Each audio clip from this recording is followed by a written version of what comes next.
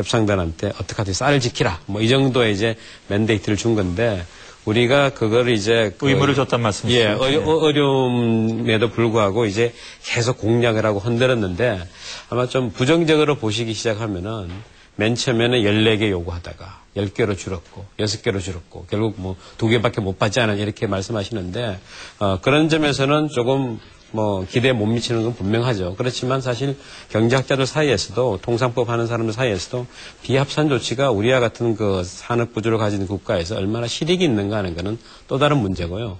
저는 이제 좀 다르게 보는 것이 무역구제위원회를 만들려고 지금 합의하지 않았습니까? 예, 예. 사실 이게 어떻게 보시면은 뭐 대단하지 않은 것처럼 보이지만은 이 업계나 아니면 통상하는 사람들 물어보면은 이 무역구제위원회를 설치하자는 요구를 90년부터 우리가 줄기차게 해온 건데 미국이 거기에 대해서는 정말 아무런 관심도 안 두던 거거든요. 그래서 우리가 열심히 두드렸기 때문에 이 정도를 이제 얻어냈고 이게 있다는 사실은 곧장 반덤핑 조치로 들어가지 않고 사전에 협의할 수 있는 어떤 이 메커니즘을 만들었다. 그런 차원에서 우리가 100%를 달성하지는 못했지만은 그래도 일부라도 좀 얻어냈다. 알겠습니다. 박진도 교수께 드리겠습니다. 말씀드릴까요? 예.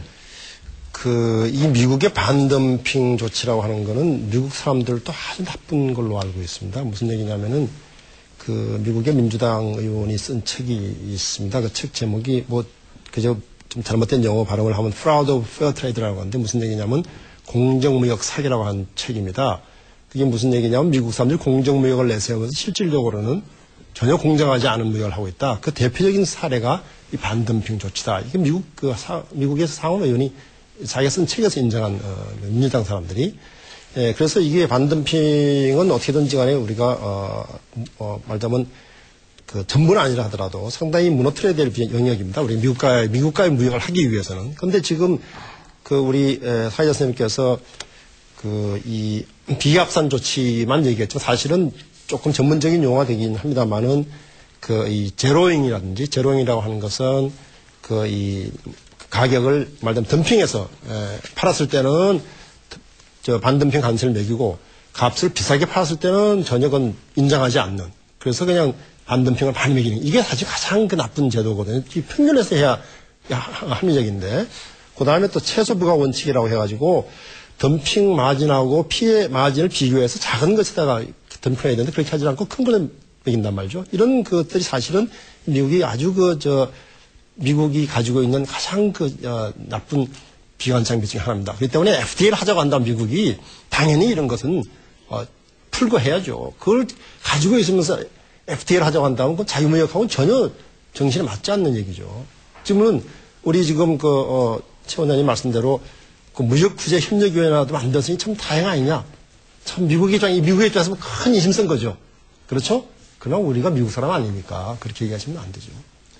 무역구제협력위원회가 제대로 기능할 것이냐 부분에 대해서 그러면 그렇게 낙관적이 그건 협력위원회가 여기 할 거냐 말 거냐 하는 것도 어려운 얘기지만은 한다 해서 그 역할이 대단히 한정돼 있죠. 왜냐하면 지금 말씀드린 것처럼 기본적인 제도, 제로잉이라든지 최저부가 원칙이라든지 비합산 이런 것들이 그대로 유지된 상태에서 무역규제협력위원회를 해봐야 거기서 할 수 있는 일은 거의 없다는 얘기입니다. 그 부분은 지금 최 원장님하고 좀 매우 대치되는 의견인데요. 최 원장님께서 재반론 있으시면 말씀해 주시죠. 네, 저는 이렇게 생각합니다. 무역구제 제도가 나쁘다는 것을 미국의 모든 경제학자들이 이야기합니다. 그리고 모든 소비자가 동의합니다. 그럼에도 불구하고 미국 의회는 계속해서 무역구제 제도를 강화하는 법안을 만들어내고 있습니다. 예를 들어서 적절한 비유인지 모르겠지만은 한국 국회에서 여러 가지 재산 등록 이런 제도를 반드시 해야 된다고 하면서 정작 본인들은 안 하는 법을 통과시킨다면은 우리가 납득할 수 있겠습니까? 이처럼 미국 사회의 어떤 이제 모순적인 구조거든요. 그래서 그 모순적인 구조라는 것이 지금 미국의 많은 정권들이 그걸 뚫지를 못했습니다. 그리고 많은 협상에서 노력을 해도 이제 참 뚫기 어려운 부분이고 우리가 협상을 할 때 정말 어렵다는 걸 알고 시작했기 때문에 저는 분명히 그런 건 있는 것 같습니다. 가령 12월 달에 미국과 협상을 할 때 우리가 무역 구제에 대해서 굉장히 공세를 하지 않았습니까? 저는 이제 그걸 보면서 저러다가 정말 안 들어줄 가능성이 많은데 어떻게 하려고 저러느냐. 기대 수준을 너무 높이는 거 아니냐. 그런데 사실 유능한 협상가는 보는 사람으로 하여금 그러니까 같은 편이라도 그런 생각이 들 정도로 상대방을 세게 후려쳐야 상대로 하여금 진짜 이 사람이 나를 그냥 끝까지 몰고 가는구나 그런 전략이 있는 것이거든요. 그래서 아마 그런 협상의 전략의 차원에서 조금 이해를 하는 자세가 좀 필요할 것 같습니다. 예. 이태호 소장께서 발언 시청해 주셨는데, 예. 짧게 말씀해 주시고요. 네. 우선 무역구조에 관련해서 제로잉이 전체 피해액의 86%에 해당하는 가장 중요한 거였는데 조기에 포기했고요. 비합산 조치가 정부는 가장 중요한 것인 것처럼 얘기했었습니다. 근데 7차 협상에서 이걸 포기하면서 포기하는 이유를요.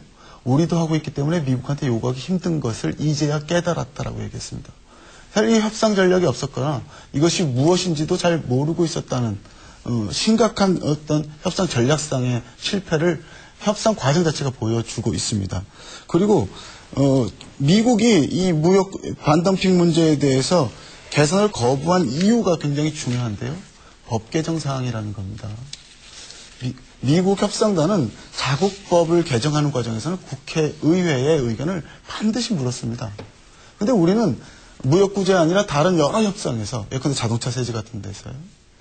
법 개정 사항이 나와도 우리 국회 의견을 묻지 않았습니다. 이게 미국 협상단과 한국 협상단의 굉장히 중요한 차이라고 보고요. 이게 지금 사실은 한미 FTA 전체 협상 결과에 이익의 불균형을 초래한 대내 협상의 실패라고도 할 수 있겠습니다. 제가 한마디만 말씀드리면은 예. 미국의 그런 제도는 의회가 이제 TPA를 통해서 정부한테 이것은 하지 말아라, 이것은 하라는 그런 제도 아니겠습니까? 그 제도가 1934년부터 무역 법안에 쭉 들어와 있던 거거든요.